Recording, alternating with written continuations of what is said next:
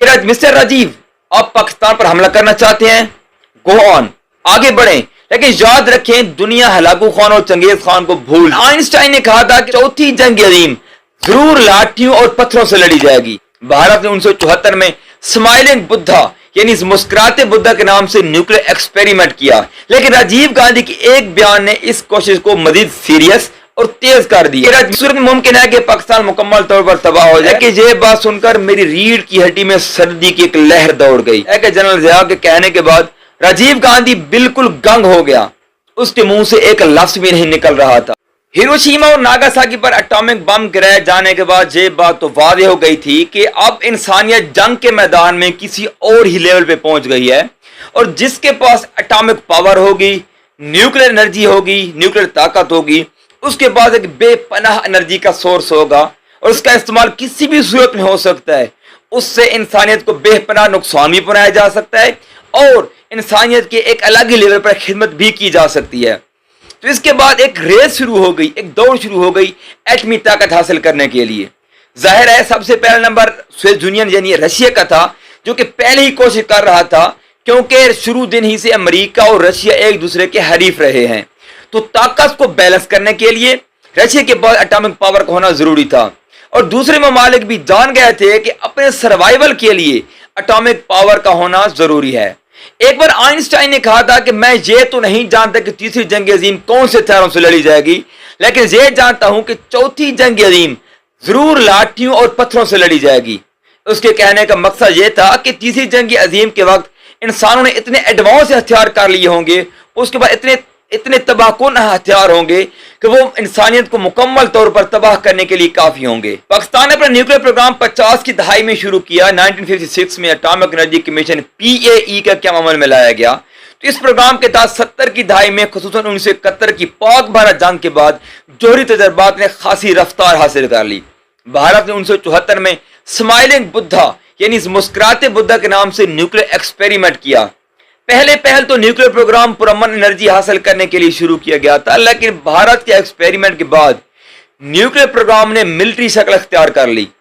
पाकिस्तान की न्यूक्लियर ताकत बनने से पहले 6 ममालिक न्यूक्लियर ताकत हासिल कर चुके थे। यूनाइटेड स्टेट्स ऑफ अमेरिका यानी अमेरिका 1945 में, सोवियत यूनियन यानी रशिया 1949 में, बरतानिया 1952 में, फ्रांस ने 1960 में, चाइना ने 1964 में, और हिंदुस्तान यानी भारत ने 1974 में यह एजाज हासिल किया, मतलब एटमी ताकत बने। अब क्योंकि पाकिस्तान भारत का रवायती हरीफ था, तो इसके लिए न्यूक्लियर पावर बनना इंतहाई जरूरी था, और खित्ते में पावर को बैलेंस में रखने के लिए भी जरूरी था कि पाकिस्तान एक एटमी ताकत हो। पाकिस्तान न्यूक्लियर ताकत बनने की कोशिश तो पहले ही से कर रहा था, लेकिन राजीव गांधी की एक बयान ने इस कोशिश को मजीद सीरियस और तेज कर दिया।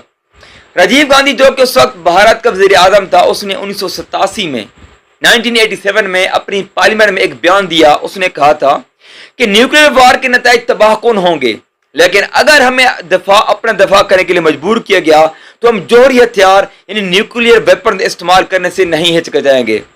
इस बयान को एक डिप्लोमेटिक बयान माना गया, और यह माना गया कि पाकिस्तान पर दबाव डालना मकसूद था ताकि पाकिस्तान NPT पर दस्तखत कर दे। NPT मतलब न्यूक्लियर प्रोग्राम का अदम फैलाव। राजीव गांधी के इस स्टेटमेंट को बहरहाल जिस एंगल से भी देखा गया, वह पाकिस्तान के लिए ये एक थ्रेट था। बहराम जो कि इंडिया का मारूफ कारनगार और जर्नलिस्ट था, वो राजीव गांधी का एक बहुत ही करीबी था। वो एक बार जनरल जियाउल हक और राजीव गांधी की मुलाकात के वक्त उनके साथ था। वो इंडिया टुडे के आर्टिकल में कहता है कि एक दिन दिल्ली एयरपोर्ट पर जनरल जियाउल हक ने चलते चलते अचानक पीछे मुड़कर कहते हैं कि मिस्टर राजीव, आप पाकिस्तान पर हमला करना चाहते हैं, गो ऑन, आगे बढ़ें, लेकिन याद रखें दुनिया हलाकू खान और चंगेज खान को भूल जाएगी, लेकिन जियाउल हक और राजीव गांधी को याद रखेगी, क्योंकि ये एक कन्वेंशनल वॉर मतलब रवायती जंग नहीं होगी, बल्कि ये एक एटमी जंग होगी, एक न्यूक्लियर वॉर होगी। इस सूरत में मुमकिन है कि पाकिस्तान मुकम्मल तौर पर तबाह हो जाए, लेकिन मुसलमान फिर भी दुनिया में मौजूद रहेंगे। लेकिन हिंदुस्तान की तबाही से इस जमीन से हिंदू मत का नामो निशान तक मिट जाएगा। इतना कहकर जनरल जियाउल हक मुस्कुराए और आगे चल दिए। बहराम लिखता है कि यह बात सुनकर मेरी रीढ़ की हड्डी में सर्दी की एक लहर दौड़ गई, और मैं सोचने लगा कि जनरल जिया ने मुस्कुराते चेहरे से कितनी बड़ी धमकी दे दी। और बहराम लिखता है कि जनरल जिया के कहने के बाद राजीव गांधी बिल्कुल गंग हो गया। اس کے منہ سے ایک لفظ بھی نہیں نکل رہا تھا۔ جنرل ضیاء اور راجیو گاندھی کا یہ واقعہ اپنے آپ میں ایک دلچسپی کا عنصر رکھتا ہے، اس کو انشاءاللہ کسی اور دن کور کریں گے۔ دوستو یہ وہ محرکات تھے جن کی وجہ سے پاکستان کا ایٹمی طاقت بننا ضروری تھا۔ اب چلتے ہیں کہ پاکستان کن مراحل سے گزر کر ایٹمی طاقت بنا۔ پاکستان نے اپنا ایٹمی سفر 1956 میں شروع کیا PAEC Pakistan atomic energy commission کے قیام کے ساتھ۔ 1953 میں پاکستان نے US ایٹمز کو ویلکم کیا، پرامن مقاصد کے لیے، اور نیوکلیر انرجی کو پرامن مقاصد کے لیے اپنایا گیا۔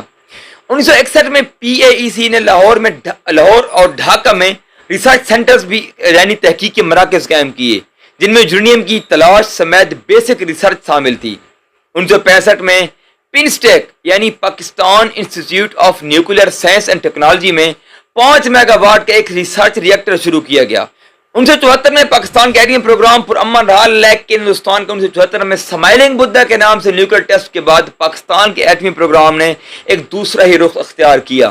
1974 میں ڈاکٹر عبدالقدیر خان نے پاکستانی نیوکلیر پروگرام کو جوائن کیا اور یورینیم کی افزودگی یعنی یورینیم انریچمنٹ پر پوری توجہ دی۔ 1983 میں نیوکلیر ڈیوائسز کا پہلا سب کرٹیکل ٹیسٹ یعنی کول ٹیسٹ کیرانا 1 کیا گیا۔ سب کرٹیکل یا کول ٹیسٹ دراصل نیوکلیر ڈیوائسز کو چیک کرنے کا ایک ٹیسٹ ہوتا ہے۔ اس میں حقیقی طور پر چین ری ایکشن کے عمل کو نہیں ڈالا جاتا تاکہ نیوکلیر ڈیوائسز کی پرفارمنس کا پتہ چلا جا سکے آیا نیوکلیر ڈیوائسز پورے طور پر مطلب پراپر طور پر کام کر رہا ہے یا نہیں۔ اس ٹیسٹ میں پورے طور پر ریڈیشن اور حرارت پیدا نہیں ہوتی۔ یہ ٹیسٹ پاکستان کے نیوکلیر پروگرام میں ایک سنگ میل ایک مائل سٹون ثابت ہوا۔ اینڈ فائنلی پاکستان نے 28 مئی 1998 کو پہلا نیوکلیر تجربہ کیا بلوچستان کے ضلع چاگی میں۔ یہ تجربہ بھارت کے نیوکلیر تجربات کا جواب تھا جسے پوکھران 2 ٹیسٹ کہا جاتا ہے، جو 11 اور 13 مئی 1998 کو کیے گئے تھے۔ چاگی 1 مطلب چاگی ٹیسٹ سائٹ پر کیے گئے 5 نیوکلیر تجربات ایک سیریز تھی، اور ان تجربات نے پاکستان کو نیوکلیر کلب میں داخلہ دے دیا اور پاکستان ایک نیوکلیر پاور بن گیا۔ پاکستان کا نیوکلیر پروگرام ایک خفیہ کوشش تھی، لیکن کچھ ممالک ایسے تھے جنہوں نے پوری مدد کی، جیسے چائنا نے یورینیم کی افزودگی کی ٹیکنالوجی اور نیوکلیر کیپیبلٹی کے حامل بیلسٹک میزائل اور اس کے علاوہ دیگر تکنیکی اور مادی مدد فراہم کی۔ امریکہ کے ساتھ پاکستان کے تعلقات ہمیشہ ہی سے پیچیدہ رہے ہیں۔ امریکہ نے اقتصادی اور فوجی مدد فراہم کی، لیکن ساتھ ساتھ پاکستان کی نیوکلیر پروگرام کو روکنے کے لیے بھی دباؤ ڈالا۔ لیکن 90s کی دہائی میں افغان وار کی وجہ سے امریکہ نے تھوڑا نرم رویہ رکھا۔ کینیڈا نے پرامن مقاصد کے لیے یورینیم اور نیوکلیر ٹیکنالوجی فراہم کی، جسے بعد میں ملٹری کی شکل دے دی گئی۔ جرمنی نے نیوکلیر پروگرام سے متعلقہ آلات اور ٹیکنالوجی فراہم کی۔ فرانس نے پاکستان کو یورینیم انریچمنٹ یعنی یورینیم کی افزودگی کا پلانٹ فروخت کیا۔ نیدرلینڈ نے پاکستان کو سینٹریفیوجز اور دیگر سامان مہیا کیے۔ پاکستان کے ایٹمی طاقت بنانے میں ان ممالک کی مدد قابل ذکر ہے۔ اب کئی لوگوں کے ذہن میں یہ سوال اٹھے گا کہ آخر چائنا اور امریکہ ایک دوسرے کے ہمیشہ خلاف رہے ہیں، تو ان دونوں نے پاکستان کی مدد کیوں کی؟ یہ تو سبھی جانتے ہیں کہ چائنا اور انڈیا ایک دوسرے کے خلاف رہے ہیں، اور امریکہ کی نسبت انڈیا رشیا کے زیادہ نزدیک رہا ہے، تو اس وجہ سے ایک اینٹی انڈین فلسفی نے کام کیا۔ بہرحال اب یہ سوچنا کہ پاکستان اکیلا اس قابل نہیں تھا کہ وہ ایٹمی طاقت بن سکے، اسے کئی ممالک سے مدد لینی پڑی۔ بات دراصل یہ نہیں ہے، دراصل یہ اتنی بڑی اچیومنٹ حاصل کرنے کے لیے مدد لینی پڑ سکتی ہے، جیسے بھارت نے نیوکلیر پاور بننے کے لیے کینیڈا، امریکہ، فرانس، رشیا اور برطانیہ وغیرہ سے مدد لی۔ مین کردار اس ملک کے سائنسدانوں اور انجینئرز کا ہوتا ہے، باقی آلات، ایکوپمنٹس اور دیگر مدد لینے میں کسی قسم کی کوئی آر نہیں، اور ایسا کیا جاتا ہے۔ امید ہے اس ویڈیو میں آپ نے پاکستان کی نیوکلیر پاور بننے کے سفر کو کچھ نہ کچھ حد تک جان لیا ہوگا۔ پاکستان کے ایٹمی طاقت بننا ہمیشہ ہی سے عالمی کفری طاقتوں کی آنکھوں میں کھٹکتا رہا ہے، اور انشاءاللہ ایسا ہی رہے گا۔